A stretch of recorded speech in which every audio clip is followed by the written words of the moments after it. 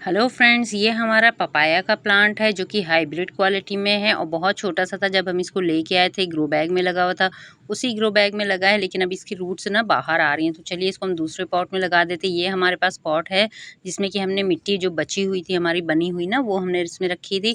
और अभी ये जो हम मिट्टी डाल रहे हैं इसमें गोबर की खाद है, वर्मी कंपोस्ट है और थोड़ी सी नीम खली भी मिली हुई है। और रूट्स देखिए इसमें से एक जो ग्रो बैग है ना उससे बाहर आ रही थी, तो इसलिए हमने सोचा कि पॉट भी छोटा सा है, प्लांट की ग्रोथ बढ़ रही है, तो इसलिए हमने इसके लिए छोटा सा एक पॉट रखा है। फिलहाल अभी हम इसी को इसी में रखेंगे।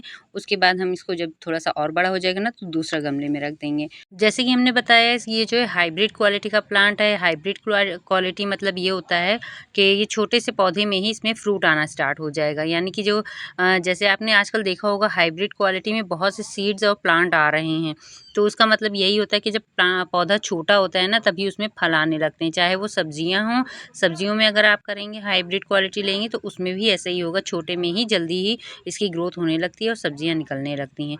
तो देखिए प्लांट तो हमारा बहुत अच्छी कंडीशन में है और इसकी ग्रोथ भी अच्छी हो रही थी। असल में शाम के टाइम पानी डाल दिया गया था पौधों में, तो इस वजह से देखिए गीली मिट्टी है, लेकिन हमारे पास थोड़ी सी मिट्टी बची हुई थी क्योंकि हमने जो है नींबू वाला पौधा ना जो रिपोर्ट किया था, इसलिए उसकी मिट्टी बची हुई थी, तो हमने सोचा लो इसको भी हट जो है रिपोर्ट कर देते हैं। तो देखिए इसको हमने बहुत ही आराम से हटाई, क्योंकि जो ग्रोथ जो जड़ नीचे से बढ़ रही है ना उसको ना टूटने दीजिए, क्योंकि वही ना बहुत अच्छी कंडीशन में बहुत ही जल्दी ये प्लांट ना ग्रोथ बढ़ा देगा। मतलब जो जड़ बढ़ रही है ना, अगर वो टूट जाएगी ना उसको रिपेयर होने में बहुत वक्त लगेगा। इसीलिए जो जड़ थी ना उसको बहुत ध्यान से करना है। कभी भी आप ऐसे करिए ना तो जड़ का ज़रूर ध्यान रखिए, जो ग्रोथ बढ़ रही है लंबी जड़ है वो बढ़ रही, वो ना टूटने पाए। तो देखिए जो भी मिट्टी बची हुई थी वो भी हमने इसी के ऊपर से डाल दी। अच्छे से इसको जो है हल्का-हल्का प्रेस करके दबा देंगे ताकि मिट्टी नीचे से लग जाए, मतलब अच्छे से कहीं पे एयर पॉकेट ना रहे और अच्छे से मिट्टी बैठ जाए। तो इसको हम रख देंगे सेमी शेड एरिया में। यानी अभी देखिए शाम का वक़्त हो रहा है ना अभी, तो अभी हमने इसमें लगाया, अभी लाइट जलाई है तो थोड़ी बहुत रोशनी दिख रही है। और कभी भी प्लांट रिपोर्ट करिए ना तो शाम के वक्त करिए तो ज़्यादा बेहतर रिजल्ट मिलता है।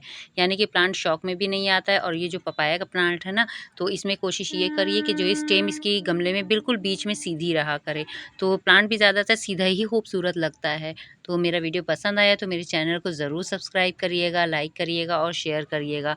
और इसमें पानी डाल के उसके बाद आप सेमी शेड एरिया में 2 से 3 दिन के लिए रख दिए, बेहतर है।